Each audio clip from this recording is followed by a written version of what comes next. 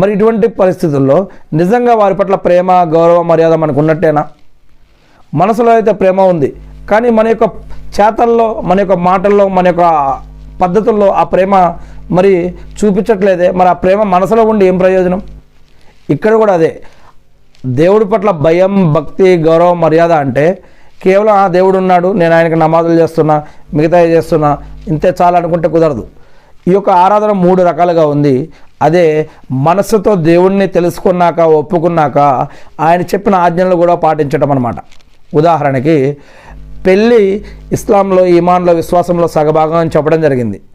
అంటే పెళ్లి చేసుకోవడం వల్ల మరి ఆరాధనలో సగభాగం అని.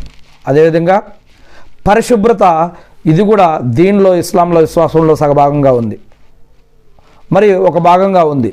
ఇలా కొన్ని విషయాలు ఉన్నాయి. మరి నేను కేవలం ఇది ఉంటాను, పెళ్లి చేసుకోను, మొత్తం ఆరాధిస్తానంటే ఇలా.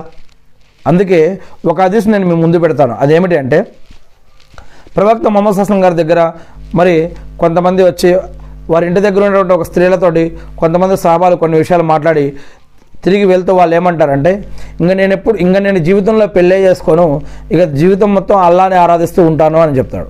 ఇంకొక వ్యక్తి నేను జీవితాంతం ఉపవాసాలు పెడతాను అని చెప్తాడు.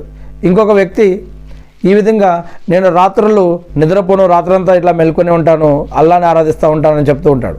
మరి ఈ విధంగా కొన్ని విషయాల గురించి వాళ్ళు మాట్లాడతారు.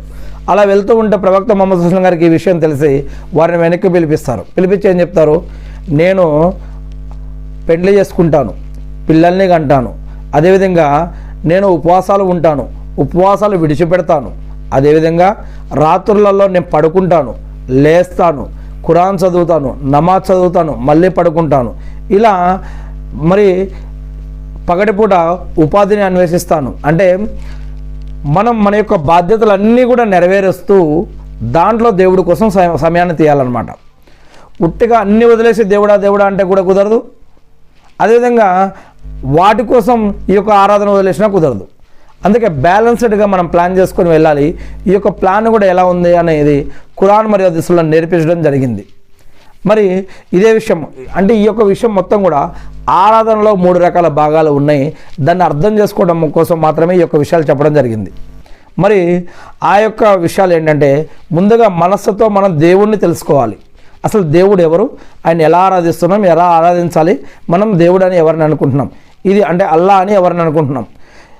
మరి ఒక చెట్టుని అల్లా అనుకుంటున్నామా, ఒక పుట్టని అల్లా అనుకుంటున్నామా, లేదా అంటే ఒక మట్టిని అల్లా అనుకుంటున్నామా, లేదా ఒక దర్గాని అల్లా అనుకుంటున్నామా, ఒక బాబాని అల్లా అనుకుంటున్నామా, ఎవరిని అల్లా అనుకుంటున్నాం?